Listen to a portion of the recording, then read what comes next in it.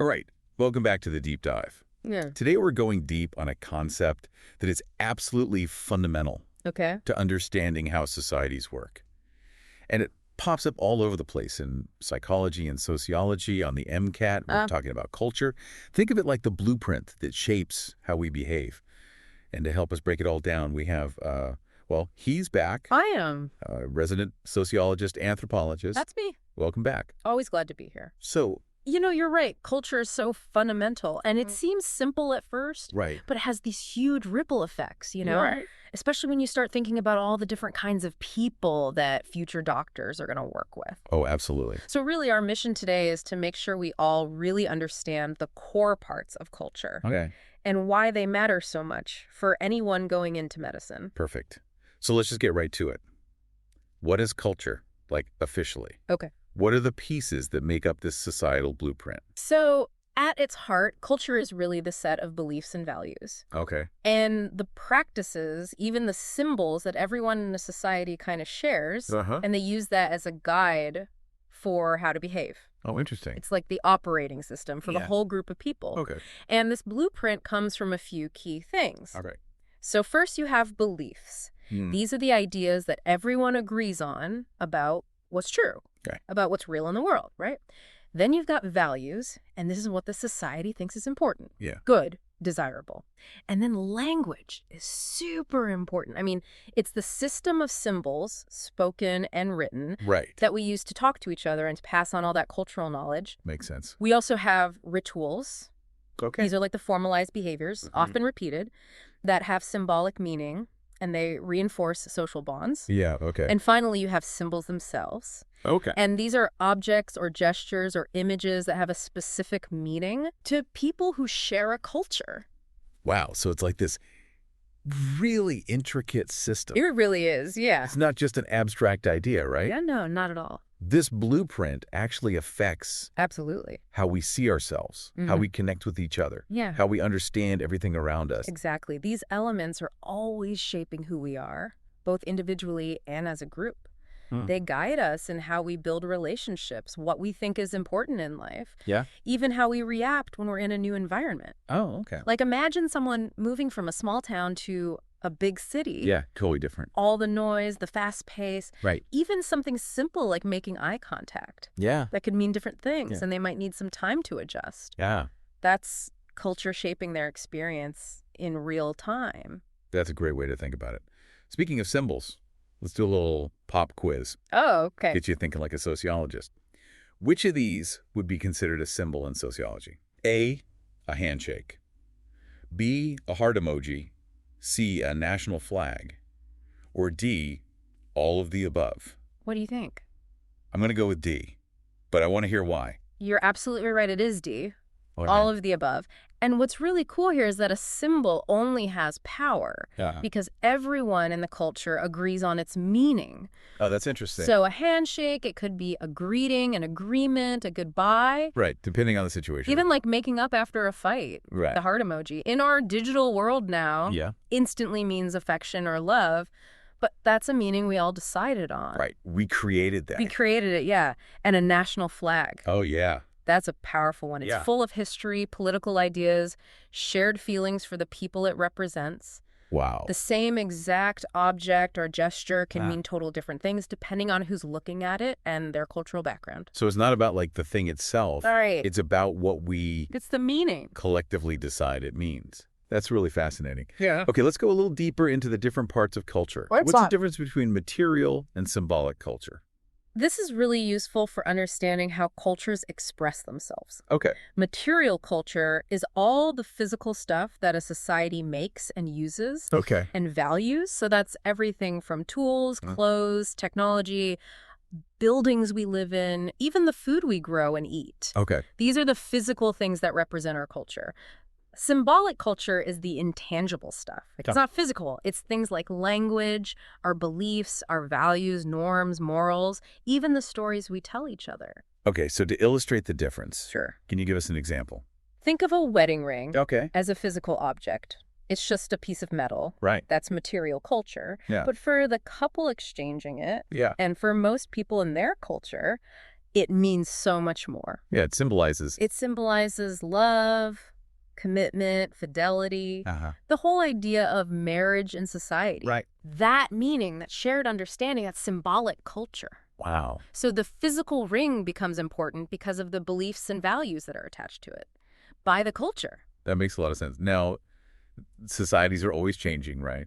Always. And it seems like sometimes our technology moves faster than our social rules. Yeah, that's true. So tell us about culture lag. So culture lag, this term was first used by a sociologist named William Ogburn. Okay. It describes what happens when there's a gap between changes in the material culture and the non-material culture. Okay. Basically, new technologies and inventions pop up really fast. Yeah.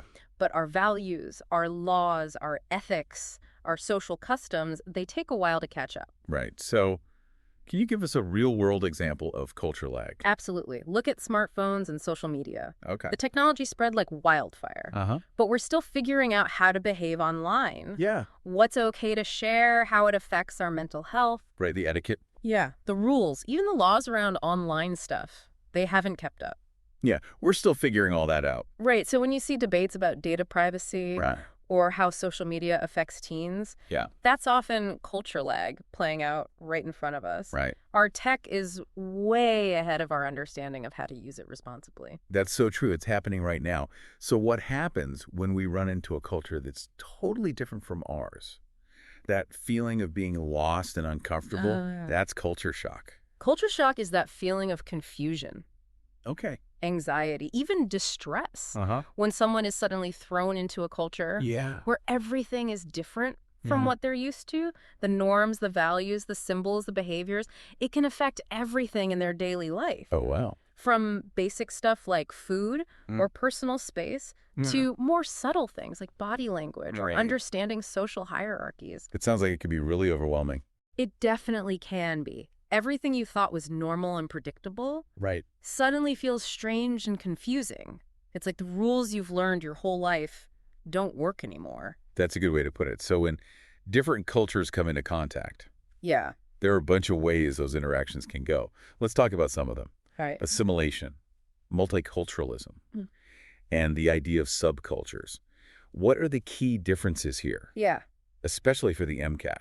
These are really important for understanding how societies that have lots of different cultures actually function. Okay. Assimilation is what happens when a smaller group slowly starts to adopt the culture of the dominant group. Okay. They take on the norms, the values, the language, the behaviors, and often this means their original cultural identity kind of fades away as they become part of the mainstream. Okay, so multiculturalism is different, right? It is, yeah. It's a different way for cultures to interact. Exactly.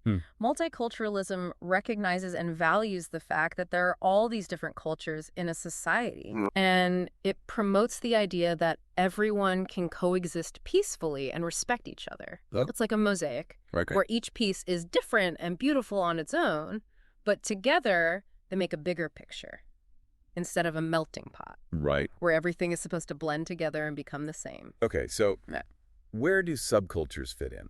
Subcultures are groups within a larger culture that share specific values, beliefs, norms, interests, behaviors that set them apart in some way. This can be because of all sorts of things like hobbies, think of skateboarders, or online gaming communities. Right, those have their own cultures. They do. Musical genres like heavy metal, ethnic or regional identities within a country.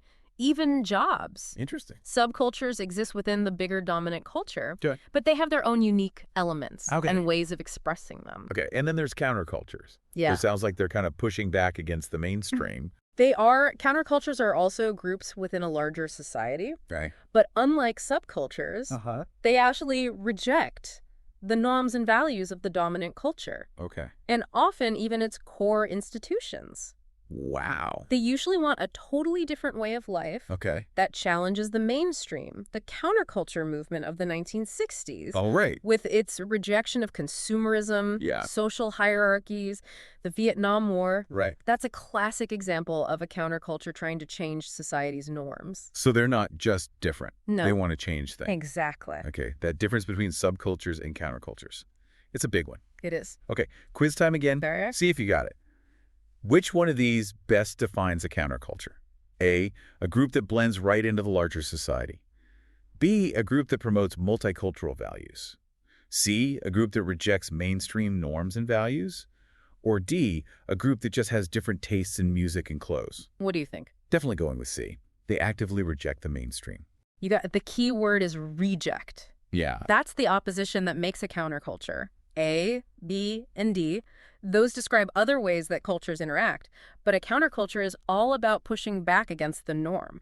Okay, now let's shift gears a little bit Okay. and talk about how culture spreads and influences us on a larger scale. What role do mass media and popular culture play in all of this? Mass media, that includes things like TV, Yeah. radio, the internet, streaming services, social media. It's a really powerful tool Yeah, feels like it. for spreading cultural information, shaping public opinion, and driving the trends that make up pop culture. Yeah. Popular culture itself is all the mainstream stuff that people consume and share and enjoy. Things like music genres, Right. memes, blockbuster films, fashion trends. Yeah. Mass media plays a huge role in spreading those. So how does culture actually get passed down through generations?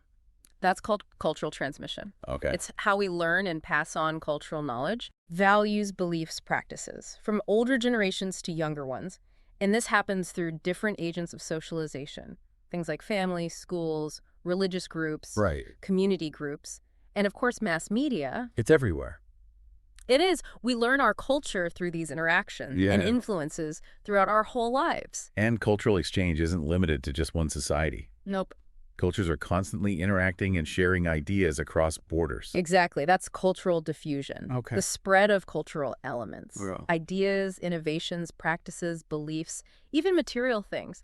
From one society to another, this happens through trade, Okay. migration, new communication technology that connects everyone globally, even conflict and war. Wow. There are tons of examples of cultural diffusion Uh-huh. throughout history and even today, like sushi and ramen Right. from Japan and now everywhere. Everyone loves them.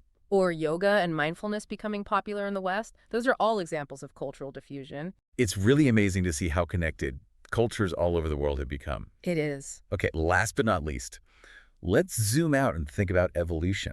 Okay. How does culture tie into the evolution of humans? This is a really fascinating area. From an evolutionary standpoint, humans evolved to be social. Okay. We thrive in groups, so traits that helped us cooperate, communicate well, and share knowledge would give us a big survival advantage. Yeah. Culture with its complex language, intricate systems of cooperation, and the ability to pass on knowledge through stories and traditions, that made us much more adaptable. Okay, so culture itself is almost like an evolutionary adaptation. In a way, yes. That helped us thrive. It gave us a much better way Okay. to accumulate and pass on important knowledge than just relying on genes. That's interesting. This ability to learn and adapt and build on what we already knew made humans super adaptable and played a crucial role in our success as a species. Wow.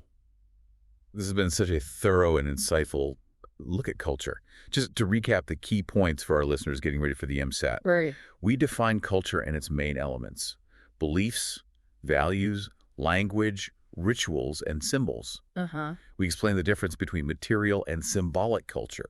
Talked about culture lag, when our values struggle to keep up with technological change. And we discussed culture shock. We also differentiated between assimilation and multiculturalism and explored subcultures and countercultures. We touched on the roles of mass media and popular culture, cultural transmission and diffusion, and finally, the evolutionary roots of human culture. And it's super important to remember, especially for those of you going into healthcare, this isn't just some abstract stuff to memorize for a test. Right. Understanding culture is huge in medicine. Oh, absolutely. You're going to be working with patients from all sorts of backgrounds and being aware of and sensitive to their cultural beliefs and values that can really affect their health. How much they trust you as a doctor and how well you can actually help them. That makes sense. It's not just about doing well on the MCAT. It's about becoming a better, more understanding doctor. Exactly. Thank you so much for sharing your expertise with us today. My pleasure. Always happy to be here. For our listeners, tune in to our next deep dive, where we're going to explore the concepts of norms, social control, and deviance. And we'll dig into how societies decide what's okay and what's not okay. That's a great follow-up. Yeah, it builds on what we talked about today. It does. Before we go, here's something to think about. As you move forward in your medical careers, how will understanding cultural differences shape how you interact with your patients and affect your whole approach to healthcare? In a world that's becoming more and more diverse, it's something important to keep in mind. Thanks for listening to The Deep Dive.